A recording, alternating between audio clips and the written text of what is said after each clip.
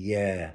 Um, Years ago, about 75, 74, 75, when I was in Albany, I worked in the kitchen and good job, mate. I had a good job in there. I'd taken the yeast, the milk, plenty of food, getting really, really big, really strong.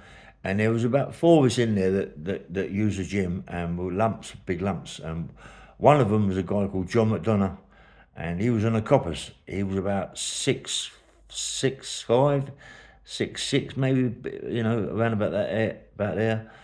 20 stone, 21 stone, beard, Irish, up for a really, really bad murder.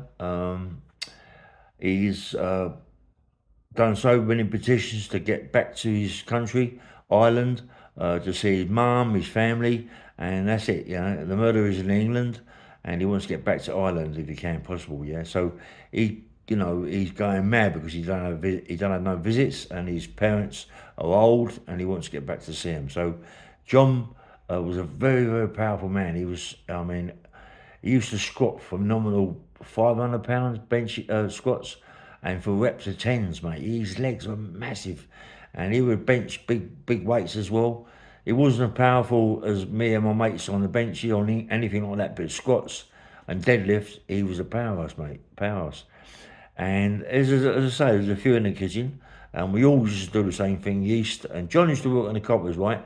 And we used to get the potato liquid out of there, the greens, the cabbages, all the waters. You know what I mean? Just put pepper in it, salt in it, and drink it. You're getting all the goodness that you need. And anyway, I've done this concoction, and I need some milk in it. Yeah. And John being on the coppers, I thought the best person to go and ask would be John, because he was doing the teas, and because he's doing the teas, he's the one that puts the milk in. He always takes milk out for himself, yeah. So I walked over there. I don't know, he must have been pissed off with something, yeah. And I said, John, this is the milk, mate. Only a cup. He went in his eye saying, fuck off, like that. I said, what? What's up with you? What's the problem with you, John? Do you know? Get a bit of milk, mate. And as I said it a few times, he was getting more and more pissed off, yeah? I went, what is up with you? Behave yourself. You know what I mean? And he hit me on the chin.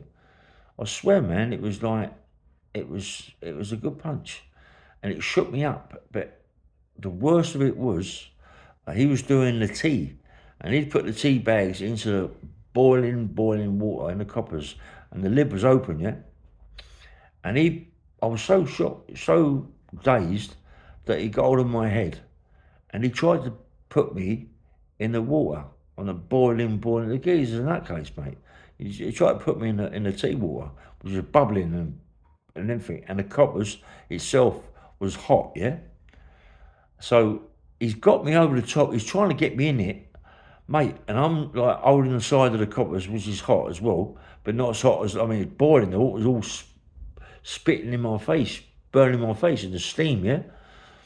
And I'm trying to get in. The PO had gone out and left two screws in there. These two screws were good screws, but they tried but couldn't stop it, yeah?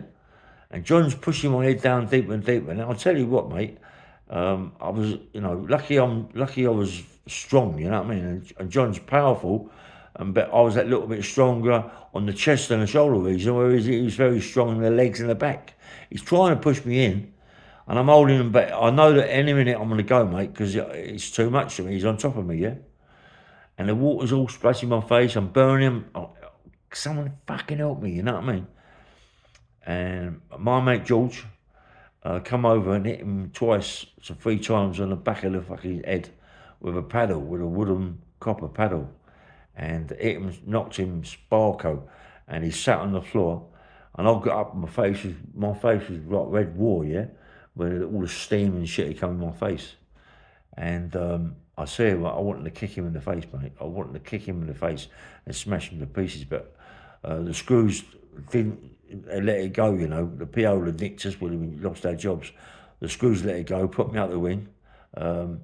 John, they said he fell over. he had to go to the hospital and this, that, and the other, but inside get medical treatment and this, that, and the other, but not big hospitals in prison, a little one in there, yeah. And I went up the wing and got all moisturisers and stuff on my face, and I didn't go back to the kitchen. The next morning I went back to the kitchen. John's in on the coppers. I'm coming in, look like I've been sunburnt, and he's looking over to me, and he started smiling. He had a funny smile, John. You know, really smiling, a really funny smile. You know, smiling at me, and I started smiling. You know, and he come over to me and cuddled me, mate, and he said sorry, and I said sorry, and we became the best of pals. And about 2 weeks after that exercise, there was no fences then round the prison. It was all done by what is his name? Forget his name now. The guy that put it up, he's Queen's cousin. Anyway, he put all the fences up. Manhattan, was it Manhattan or something? Yeah, Manhattan. I think it was Manhattan. And John McDonough and a few of his pals, John being big, powerful legs and back and all that, run up the side of the prison and got onto the roof, and so did a lot of people. And he was protesting about him wanting to go back to Ireland.